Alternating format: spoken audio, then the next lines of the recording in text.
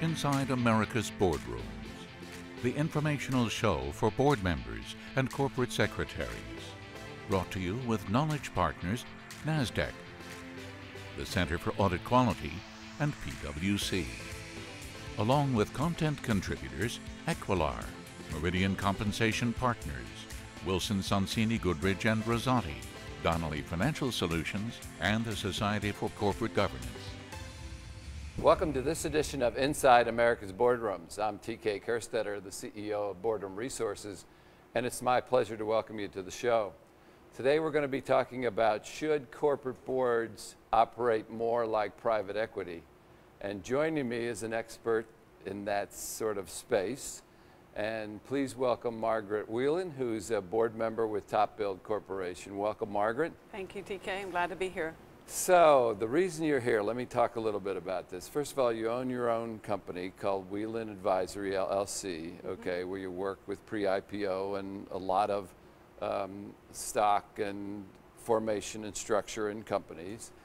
Your background is Wall Street, especially in real estate and building products. You lived in the private equity world. You serve on 2 boards, public and private right now. You've served as a CFO, and you're classified as a financial expert. So when we lump all that together, you become very qualified to talk about our first question here. And it's very simple. I want to ask you, why do we see so many companies be successful when they're spun out of big companies or when they take themselves private, when you think that the reason they made the acquisition in the first place was because you have all these resources in corporate to help them be successful? So that's your first question. It's a long question. I think TopBuild is a good example of a company that has spun out from a bigger company and that's doing a very nice job for all their stakeholders, including their shareholders. And I would say the primary advantage that they have versus being a part of Masco or being a bigger company is that they are focused. The management team is fortunate to be running a public company. I think that's a great honor and opportunity for any executive team to run their own business. They're getting great information flow from the investment community, their investors, the sell side, sometimes more advice than they need or than they want, but they're open to receiving information from very, very smart people. And I think that they have a new board. Most of these companies have a new board of directors, new ideas, new energy, they're refreshed. And so everyone is coming to the table with a lot of value to add. In terms of comparing the board of directors of a PE-owned portfolio company to a traditional company with a bigger group of shareholders invested in the business, I think it's a tough comparison. And the reason is that from my experience working with the PE firms, when they have an IPO or a spin out as a listing, they're typically not seeing a full exit. They usually still control a lot of the stock, often the debt as well, maybe more than half, which means they're usually represented on the board with more than half the board seats. And so they're very focused. Pre-IPO or pre-spin, they're working with the management team day to day, week to week. They're running management calls, operating calls. So I think that the fact that they have so much value invested and at risk makes them a lot more focused. But that's not to say that boards shouldn't be more engaged and focusing on the right information. Well, let's take that as a segue, because when we hear about activists today and activists come into a company, they're always surprised, okay, at how little, and maybe this is because they're choosing them as targets, but on how little board members know about the operations of the company, okay? And so, again, maybe that's part of the reason that they've become a target, okay? But when you think about it logically, that shouldn't be the case. It shouldn't be. I understand that PE people are more focused, but if I'm BlackRock or Vanguard and own 5% of a company, I want those directors to be as focused as a PE directors happen. So how is it, or is it prudent that directors should become more involved? And I know that that's not something that CEOs would be terribly excited about, but should directors become more involved in the knowing the operations or in the operations themselves than what currently exists in public companies? I think overall, yes, it's hard to generalize, but yes, I think the directors are representing the shareholders. The shareholders are not in the boardroom and the directors are. So there's a huge amount of risk that we're taking and a huge amount of responsibility that most of us are very grateful to have. We take that seriously. For me, what's most important about being a good director is being informed and being prepared, being educated around governance and any accounting issues that are changing, any business issues, tax issues, but more importantly, being prepared when you go to the meeting, reading your book for a couple of days so that the focus is not on the perfunctory committee meetings. It's about what's new, what's changing, what's around the corner, what's trending for the CEO right now, what is he or she worried about. I think that's what we need to focus on as good directors. Now, my personal view is that the board should be its own activist. We should be evaluating each other at least once a year. We should be calling our peers out if they're not in the boardroom, if they're not showing up, if they're not on the calls, if they're not prepared, then they shouldn't have a seat at that table. But I do think there's a lot more focus now on composition and on refreshment, and that's going to help. You're seeing less of the traditional all CEO boards, and now you're seeing people who are younger, who are more diverse by gender, by ethnicity, and all of that is helping. Yeah, well, there's no question that board evaluation should help sort out, and we've heard a lot about that. And the theory of being your own activist, I think, certainly has taken hold this year, but I'm not sure all boards really know how to carry that out, you know, because until you've been through it, okay, maybe you can't get the realization of how focused it is and how much information an activist has walking into that boardroom. Yes, and I have been through it. I've worked for activists, with activists, on the other side of the table with activists over the last 20 years. I think we talked about PE firms earlier. The PE firms tend to have a much longer time frame and value focus, whereas the activists sometimes are very short-termish, and they're not realistic about the changes that a company can make. Not all change is good. It has to be thoughtful. It has to be proven out as much as possible. But overall, is there a need for refreshment? Yes. Is there the average age of the directors in most cases is too old? We need people who are younger, who are more involved, and who are more focused on helping the business.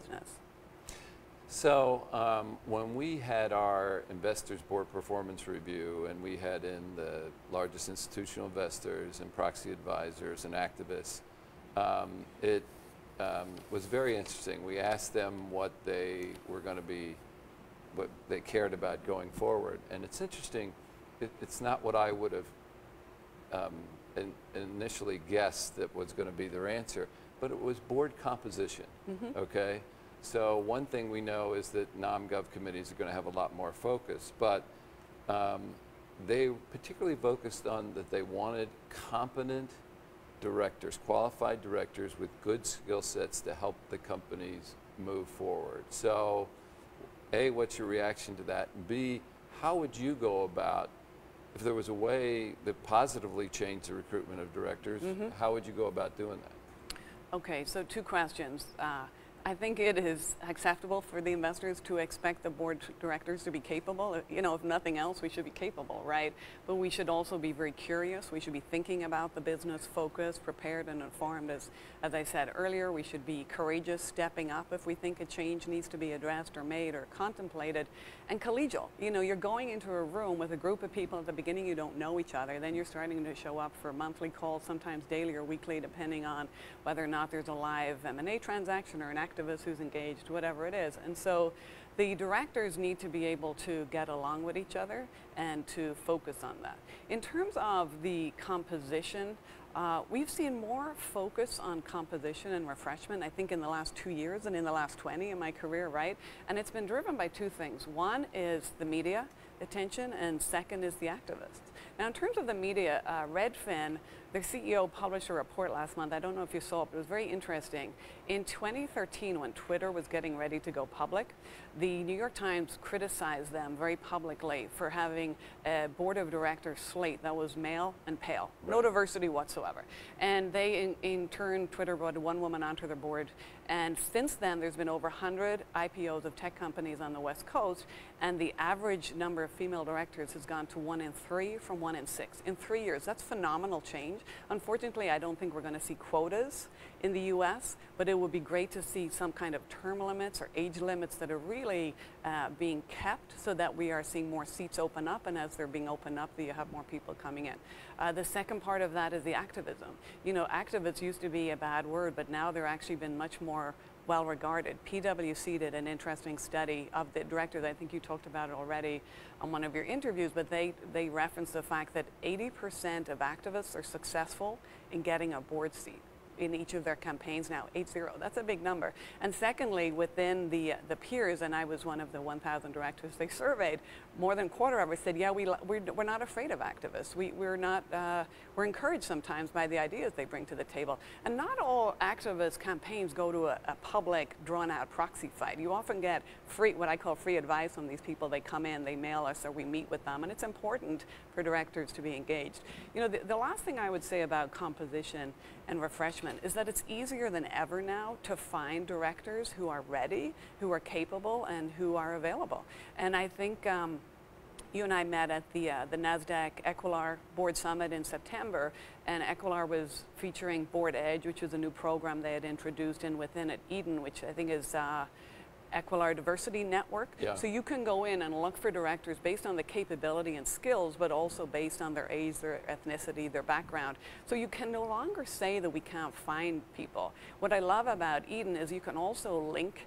It's a little like Facebook or LinkedIn. You can see common relationships. So you can find someone you trust who knows an individual who's ticking all the boxes that you need for the seat you're filling, and you have to focus on that. I'm actually working on a board recruitment project right now for one of my boards, and we're giving ourselves 12 months to find someone because we want to find the right person. So it can't be rushed.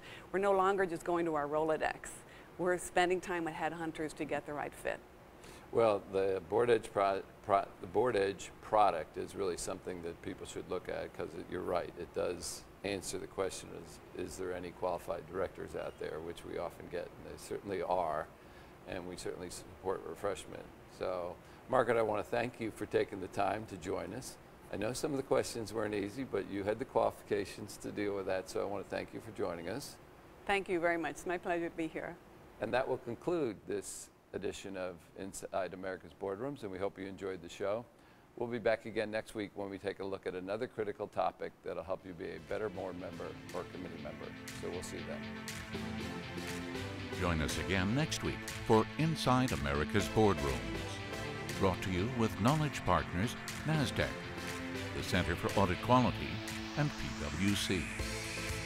Along with content contributors Equilar, Meridian Compensation Partners, Wilson Sonsini Goodrich and Rosati, Donnelly Financial Solutions, and the Society for Corporate Governance.